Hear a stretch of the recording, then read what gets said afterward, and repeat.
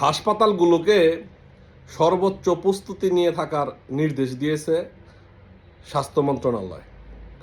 এই ডক্টর ইউনূসের যে স্বাস্থ্য উপদেষ্টা আছে, উনি বাংলাদেশের যত হসপিটাল আছে, কমিউনিটি ক্লিনিক আছে, জেলা সদর হসপিটাল, উপজেলা স্বাস্থ্য কমপ্লেক্সগুলা, এগুলায় সম্পূর্ণ প্রস্তুতি নিয়ে থাকার নির্দেশ দিয়েছে নির্বাচনকে কেন্দ্র করে।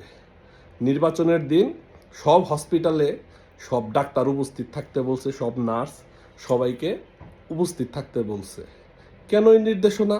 এরা কি বোঝাতে চাচ্ছে? যে নির্বাচনের দিন সারা বাংলাদেশে নাশকতা করবে? মানে এর আগে যে আওয়ামী লীগ নির্বাচন করেছে, আওয়ামী লীগ তো কোনো সময় এরকম প্রস্তুতি নেয় নাই নির্বাচনের দিন।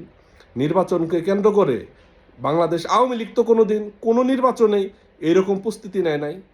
তাহলে এই ডক্টর ইউনূস, এই দেশদ্রোহী জঙ্গি কেন এই প্রস্তুতি নিচ্ছে?